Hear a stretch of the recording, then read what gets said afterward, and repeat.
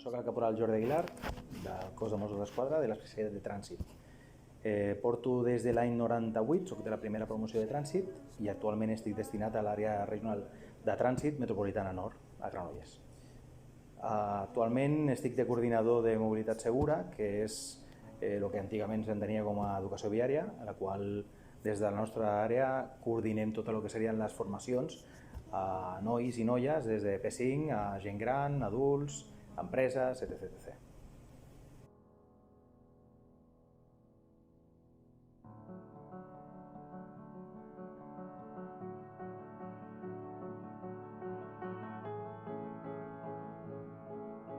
Dels accidents de trànsit, sobretot els greus, hem de recordar que són no només en el moment de l'accident i no només a les persones que afecten a l'accident directament, que sí, evidentment, són les primeres i són les persones que estan directament relacionades amb ell.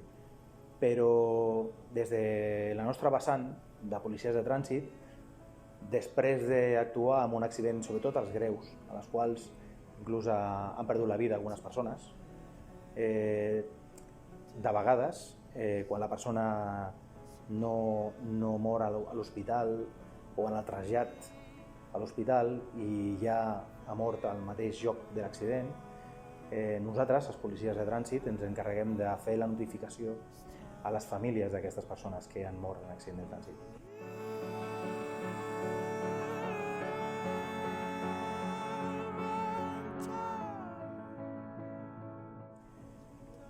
Des d'aquest punt de vista, molta gent no coneix aquesta vessant que ens toca fer, evidentment, que s'ha de fer amb molta cura, amb molt de tacte. No pots, una trucada telefònica no pots fer-la, evidentment. Has de presentar-te al lloc a l'hora que sigui.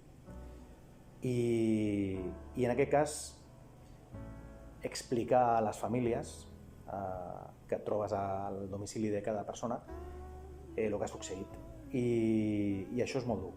És molt dur perquè la reacció que tenen aquestes persones, evidentment, és una reacció moltes vegades inclús de negació. No volen creure's el que tu els estàs explicant. Perquè hem de pensar que les persones que pateixen un accident normalment no tenen cap problema físic ni de malalties. Amb la qual sortim a treballar a l'escola, a fer les gestions del dia a dia, cada dia, moltes vegades, i no pensem que potser no tornem mai més.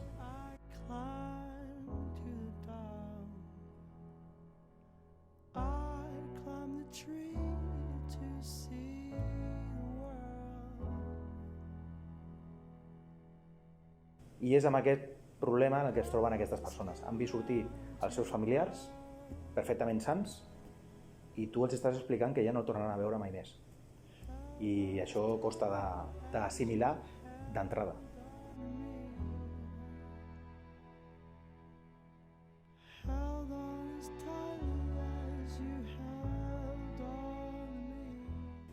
Recordo un cas, una nit treballant cap de setmana, dissabte a diumenge, i vam tenir un accident aquí al Vallès en el qual van morir, va haver una sortida de via amb xoc, sortida de via, i dels 4 ocupants del vehicle van morir 3. 3 nois bastant joves, igual teníem entre 20 i 25 anys. Aquell dia vam anar amb els companys, vam assistir a l'accident i després amb la investigació posterior de l'accident, te n'adones, a identificar les persones, els cadàvers, dels 3 que anaven, que 2 eren germans. 2 eren germans bessons.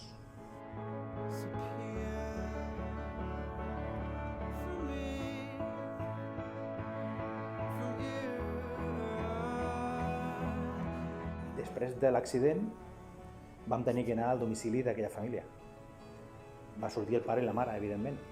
Ara que et veuen ja, quan tu piques el timbre i surt la persona i veu que és la policia, a les 3 o a les 4 de la matinada ja rebó ha passat. El problema és que tu en aquell moment ja penses que els teus fills, en aquest cas, havien sortit de festa. I quan li expliques que els seus 2 fills han mort, els seus 2 únics fills han mort, la situació va ser molt delicada, molt complicada.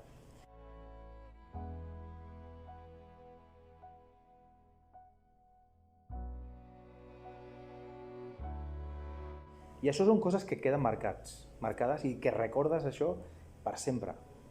I moltes vegades no són conscients les persones de lo fàcil que és en un moment donat, per inconsciència, per error, per culpa potser d'una altra persona, el perdre la vida.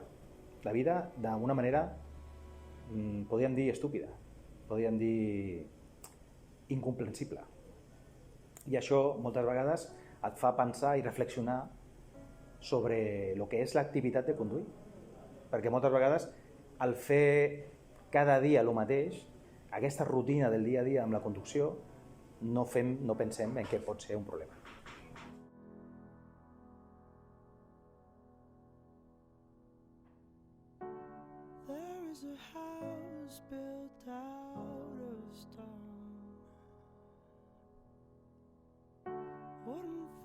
Quan hi ha situacions que són més delicades o més impactants, sempre costa i potser mai ho tornes a... no ho oblides mai. I són actuacions que tu tens que això te quedarà per sempre. I tu l'emportes a casa, evidentment. De vegades ho passes millor, de vegades ho pots assimilar millor, de vegades no. Tot depèn de cada persona, de cada gent. I l'experiència i com ho vagis assimilant. Evidentment que al final tu ets un professional, has de treballar, has de ser empàtic amb les persones a les quals comuniques això, al màxim possible dintre de lo que és la notícia, però la resta te l'emportes tu a casa, això no pots evitar.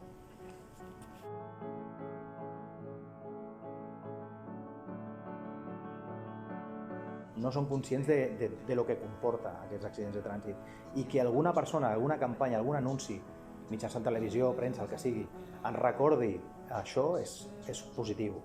Recordo l'última que era Divisió 0. El 2015 a Catalunya van morir 261 persones en accidents de trànsit i l'any passat 231. Quina hauria de ser la xifra aquest any? 200? I si jo et digués que només hi hauria 3 morts, què pensaries? Bueno, bé. I si et digués que són aquests 3 que veuràs en pantalla? Hola, iaia! T'estimem? Ai, no. Aquests no. Són els meus nets. 0. Tots tenim família. A la carretera, Víctimes 0, Generalitat de Catalunya. Aquella em va impactar a mi, crec que va ser un gran encert i crec que per això són molt positives. L'activitat de conduir no és un joc. La convivència, el respecte, és el que farà que al final nosaltres puguem fer aquesta activitat amb seguretat o al màxim de seguretat.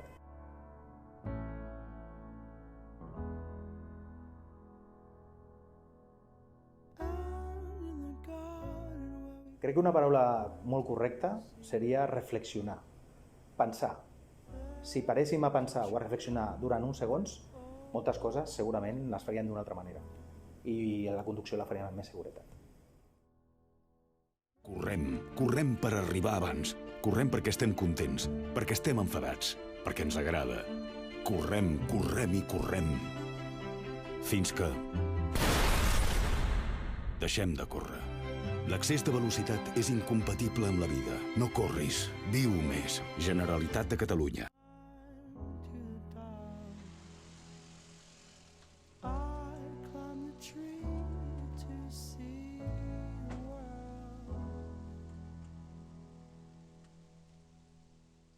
When the guys